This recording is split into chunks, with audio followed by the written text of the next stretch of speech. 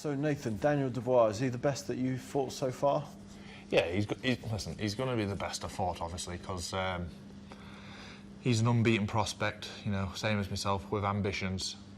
No disrespect, the calibre me and him has fought, you know, they've been beat. Well, I have fought a couple of them, you know, unbeaten prospects in my fights, but they've got that, you know, that acceptance of, I'll lose here, you know what I mean?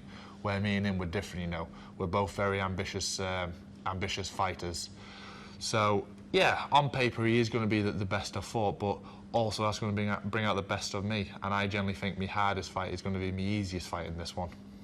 Why is there hype around Dubois? Obviously, Frank signed from day one, hasn't he? You know, Frank found him from the rumour with the Joshua spectacle, and he's got the knockout high reel. Speculation that he dropped Joshua in sparring, or hurt him in sparring. Yeah, I never seen it, unless I turned around for a split second, and he was on the canvas, but I'm sure you'd hear a big man like Joshua falling on that canvas, but, you know, who knows?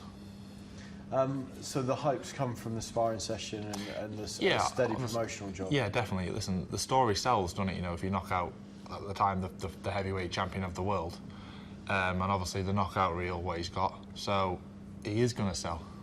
Do you think there's been more attention on him than you? 100%, which I don't mind that, because going into this fight, I'll probably, well, I know probably I'm the underdog going into this fight. A lot of people will write me off and stuff, which is good, because all the pressure is on his shoulders. You know, he's the golden boy, he's the one what's got to shine. I haven't.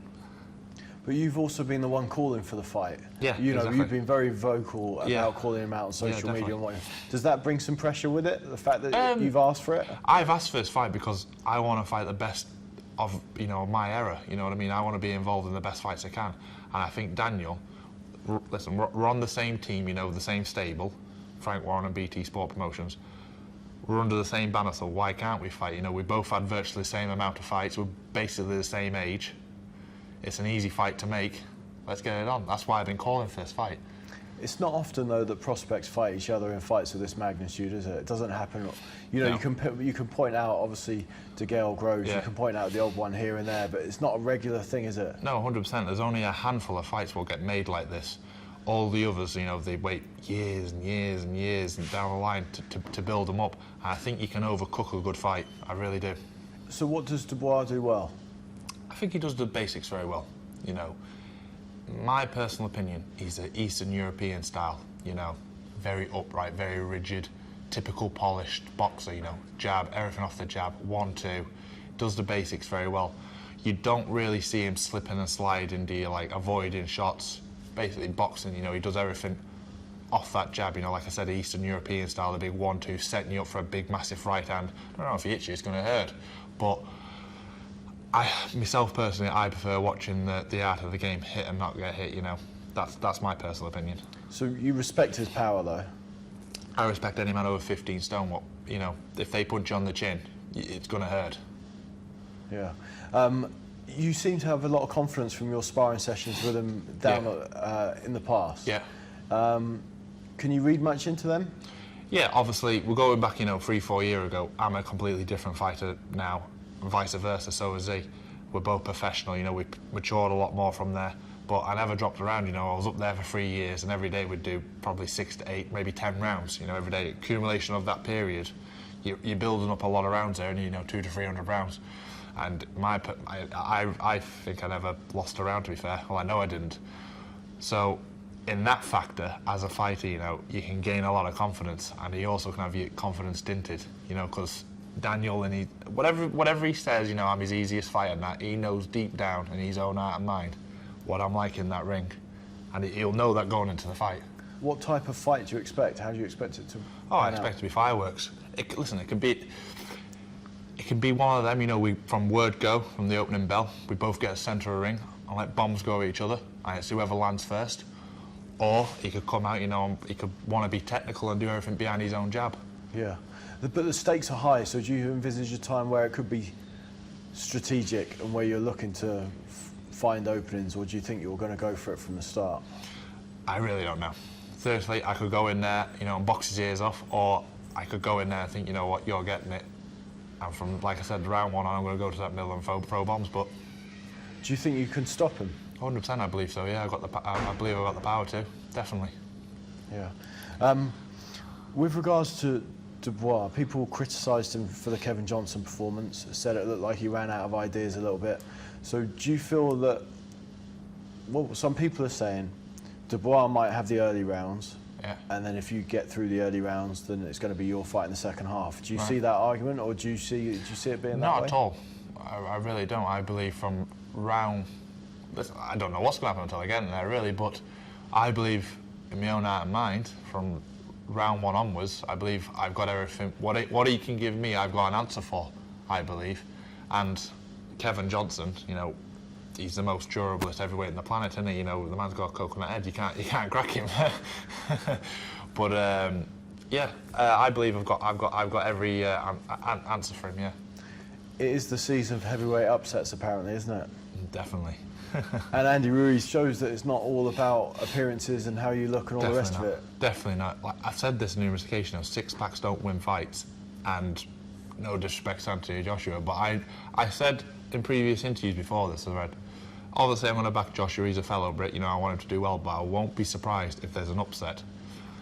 I don't think Andy Ruiz has exposed Joshua. I think what's happened there is a clash of styles. You can get two fighters. Well, put it this way. Joshua beat Parker, Parker beat Ruiz. So how can you go off that? I think what happened is Ruiz has got a style. What's all wrong for Joshua? He hasn't been exposed. You know, look at the fighters Joshua's fought: Povetkin, Klitschko, Takam. They're all great fighters. I think it's just a style what Andy Ruiz has got is all wrong for Anthony Joshua. So if you were Joshua, would you want an immediate rematch? Myself personally, I would, yeah. And if you beat me again, I'll be honest and say, you know what, you're a better man than me. I'll have to find a different route back to the top. But if you were managing Joshua? No, I'd stay away. I'd stay away from him. I'd avoid Ruiz and I'd avoid Fury. Does the thing with Ruiz and Joshua, does that give you some confidence in a roundabout way? Listen, yeah and no, but on one hand, Joshua isn't Dubois and I ain't Ruiz, so we're our own men. So you can gauge confidence off it, obviously, but on the other hand, you also can't. You've gone 10 and 12 rounds in the last couple of fights. What have you learned? It's good experience, obviously, because them 10 or 12 rounders, they are grueling. Do you know what I mean? You got to learn when to pace yourself, put your foot on it, take your foot off. You know, basically go through the full repertoire of what you've been doing in the gym. And how have you found the pace? All right, good. You know, yeah, flying. You know, in the gym, you know, Ricky Els was doing 15 rounds, so we've got 3 extra in the bank. We train exactly the way he used to train, which is horrible. So talk to me about the heavyweight division at the moment. Obviously, you're looking to, this fight could catapult you into the top, certainly the top 10. Oh, 100%. So who's number 1 and who's number 2 and who's number 3 in the division right now? In the world? Yes. My personal opinion, I would go Tyson, number 1, Ruiz, 2nd, Wilder, 3. If I had to put them in order, myself personally. Obviously, like you said, the winner are me and Daniel. I think plateaus into the top 5 in the world. I really believe, you know, in the governing bodies. So there's some, before you know it, you're knocking on that world door after this fight, you know. Who would you like out of those 3? I'd box Ruiz, obviously, because I do like him. He is man with all the belts at the minute. I'd box Ruiz. Yeah. Joshua, do you think he can come again and be a world champion again? Yeah, definitely. You know, he's got. If you won a world title once before, you can win it again. You know, like I said, it's just a style. What Ruiz has got just beats Joshua. Doesn't mean to say he can beat anyone else. Do you think you and Dubois could both be world champions moving forwards? Yeah, definitely. We've got potential to. I've said in previous interviews before, the loser is 6 months behind the winner. You know, it's going to take a couple of rebuilding fights to get back to where you need to be. But the winner is 6 months progress, maybe 12 months further down the line. Yeah, okay. And one of your other stablemates, Tommy Fury, is doing Love Island at the moment. You watching? Oh yeah, watching it every single night of life. I'm watching it. If I miss it, I got it on record. So is everyone getting to see the real Tommy Fury? 100%. He's being himself there. You know, what you see is what you get with Tommy. There's no airs or graces. You know, he's a lovely, genuine, honest person. Tommy is. And I think the public are really warming. Well, I know the public are going to really warm to him because you can't help but like Tommy. You know, he's a lovely character. How's it going to be when he gets back in the gym? He's going to have a bit of stick, obviously. Of course, he's granted for that, isn't he? But it'd be good to see him. You know, Tommy's a good friend of mine, and he's a good friend not just the lads in the gym. You know, he's a stablemate of ours. So you're going to apply for Love Island next year? Yeah, definitely.